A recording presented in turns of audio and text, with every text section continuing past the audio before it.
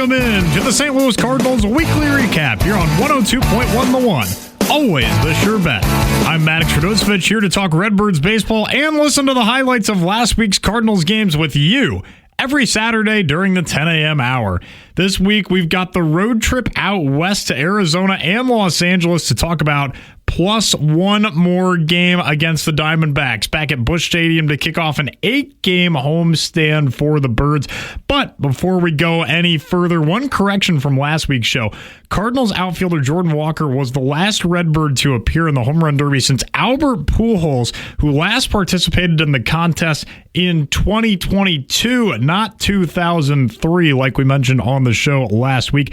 However, until Walker won the derby this year, Pujols' 2003 performance was the best run in the contest out of any Cardinal ever, with a runner-up finish. Pujols was also a home run derby participant in 2007 and in 2009 as well. Other St. Louis stars to compete in the competition since 2003 include Jim Edmonds, Matt Holliday twice, and Carlos Beltran. That's some pretty elite company. I'm glad we got another excuse to talk about what a great home run derby that was for Jordan Walker. Such an amazing moment for such a young star. A lot of potential still for that young man. Let's get to the action, though, for this week. Saturday, July 18th is where we start. We've got two righties on the mound. Brandon Pfaadt for the Arizona Diamondbacks and Dustin May for the St. Louis Cardinals. St. Louis won the first game of the series over at Arizona at Chase Field, but the Diamondbacks on Saturday were among a group of 5 teams within 3.5 games of the final wild card spot held by the Cardinals at the time. So a lot at stake here. This is the time in the season where things really start to get exciting. Playoff baseball starts to become more of a prominent topic, and that's exactly what we have here. Two teams trying to make a playoff push, and the Diamondbacks were the team to get off to a better start in this one. Ran away with a 2-0 lead in the early innings and then advanced to bottom 3. Former Cardinal of 5 seasons, third baseman Nolan Arenado, with this 2-run double to extend the lead to 4-0 for the Diamondbacks. Nolan Arenado at the plate with 2 on, 2 out. The pitch is hammered into left field. That's down the line and going to the corner. 1 run scores. Picking it up in left is Newbar, and play at the plate. Mason Wynn, strong throw, and he's under the tag. And it's 4-0 Diamondbacks. Arizona tacked on one more the following inning to grab a 5-0 lead. And then the Cardinals' bats finally woke up in top 6. Jordan Walker RBI single, followed by Mason Wynn stepping up to the dish, representing the tying run. Wynn swings and hits the ball slowly to second. Flip the second out on the throw. No throw to first. As Ketel Marte didn't risk an error with a wild throw, and the Cardinals get a run. They're down by 3 now, 2 outs. Still 5-2 in the top of the 9th. The Cardinals had just 2 outs to work with and 3 runs to get. Catcher Jimmy Crooks helped with one of them. Left-handed batting catcher Jimmy Crooks out of Oklahoma. He swings and hits a high fly ball. Deep right field. That is a goner for Crooks. The Cardinals are down by 2. After a strikeout, St. Louis was down to its last hope, and it was designated hitter Ivan Herrera hitting 167 in his last 20 games. Trying to keep this game going. The 1-2 pitch from Sewald. A swing, and that ball is looped toward right field, but right to Carroll, who was playing in some, and this ball game has come to an end. The final today in Phoenix. Arizona 5, St. Louis 3. After a slow day offensively for the Cardinals, things were not going to get any easier offensively for the rubber match on Sunday, as the team had to go up against the all-star southpaw for Arizona, Eduardo Rodriguez, 4th lowest ERA in Major League Baseball going into this contest with a 2.29 earned run average.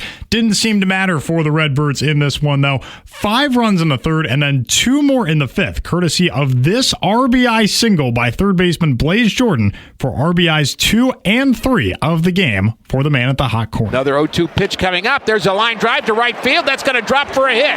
1 run scores. Here comes another. The throw offline, and Jordan comes through with a 2-run single the opposite way with 2 outs, and the Cardinals lead lead is now 7-0. Meanwhile, defensively for St. Louis, the Cardinals were treated to a decent starting pitching performance from right-handed arm Andre Pallante, who delivered 5 1/3 innings, allowing just 3 runs. However, in bottom 7, left fielder Jose Fermin misplayed a ball, which allowed 2 runs to cross for Arizona with an inside-the-park home run from Diamondback shortstop Geraldo Perdomo. As the next pitch to Perdomo is lined in left field, that's going to get down for a hit. Goes by Fermin. Runner's going to score. This could be an inside to Parker as Perdomo comes around second. He's at third. They're going to wave him home, or are they? They're going to wave him home. Here's the throw. He is safe as he slides in an inside the park home run by Geraldo Perdomo. Still a 2-run lead for St. Louis. Still nothing to worry about, right? Wrong. In the bottom of the 8th, Nolan Arenado again. A 2-run blast that completely wipes away the 7-0 lead the Cardinals had earlier in the contest. Now in a dead heat at 7-7 with hit number 1,999 for the former Cardinal. Graceffo trying to get a hold in this game, and he'll get one if he can get Arenado. The pitch is hit high and deep to left field. Backing up is the left fielder, and it's over his head and over the wall. A 2-run home run by Nolan Arenado, and the Diamondbacks have just tied the game here in the 8th inning.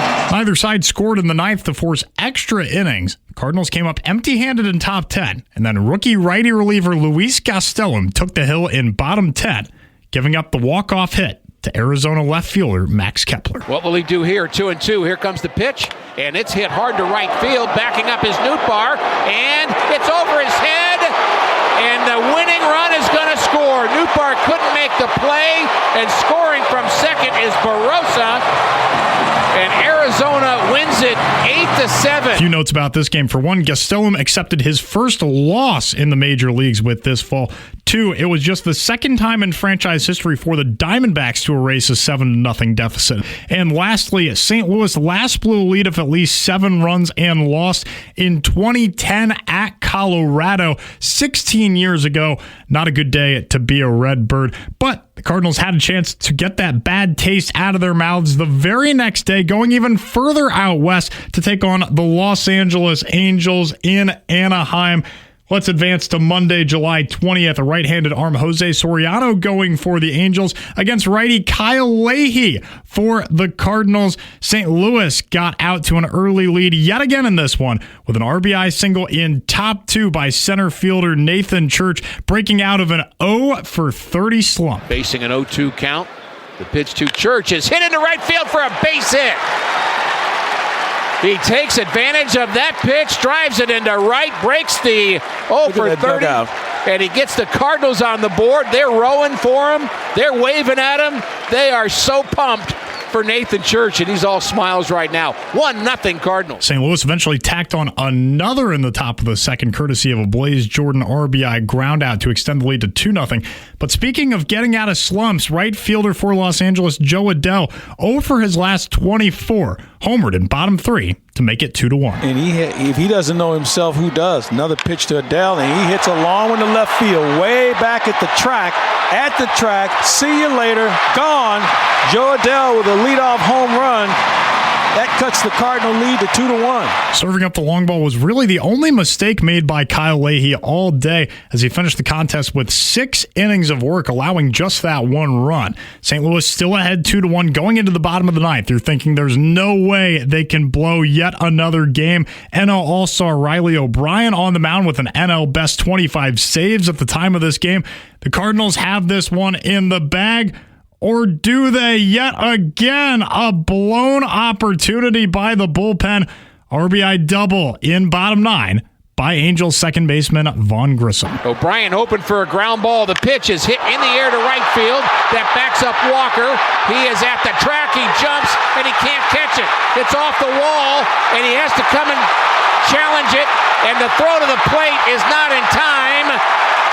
And the Angels have tied it. 2 batters later, with the bases loaded and a 3-0 count, O'Brien hit Adell to end the game. O'Brien, 3-0 count, the pitch, and he hit it. And a walk-off hit by pitch, and the Cardinals do not hang on in the bottom of the 9th inning. Kyle Leahy does not pick pick up the victory, and the Cardinals are now 1-3 on this road trip as Adele was hit by a pitch, and that is the walk-off RBI here in the bottom of the ninth inning, a 3-2 Angels victory. What can be sorrow for one might end up being joy for another. Get this, the Angels snapped a 106-game losing streak when trailing entering the ninth inning with this victory. It was also the 7th walk-off win for LA, tied for second most in Major League Baseball. Tuesday, July 21st, another chance for the Cardinals to get themselves out of this rut. Right-handed arm Walbert Urania for the Angels going up against the southpaw Matthew Liberator on 10 days rest coming out of the All-Star break. You had to have liked St. Louis's odds in this one, but the Angels picked up right where they left off. Designated hitter Jorge Soler, a 2-run double right off the bat in bottom one. There's a changeup that's hammered into the corner down the left field line, and scoring from second base is Trout. Here comes Shanuel. There's going to be a play at the plate, and the throw is not in time. A little hesitation by Mason Wynn. I don't think he knew that the runner was going as he caught that ball from Nootbaar, and by the time he got the grip on it and threw home, the throw was wide, and that's a 2-run double on a hanging changeup right in the middle of the plate by Liberator. The Halos ended up scoring 5 runs in the bottom of the first, capping it off with a Joe Adele home run. 2-run blast, his second long ball of the series. That guy was just on fire early on in the week. 5-0 Angels. The Cardinals got only 1 run offensively, and it came on a fielder's choice RBI from second baseman J.J. Weatherholt. The Angels scored 5 in the first, didn't score again, but hung on to win the game. That's just the 6th time in franchise history that has happened. Here they are, getting the game's final out. The 2-2 pitch is swung on and missed. He struck him out, and he strikes out the side in the ninth inning with a hit and a hit by pitch as part of that. And the 0 goes up on the board, and a big W for the Angels, who have won the first 2 games of this series.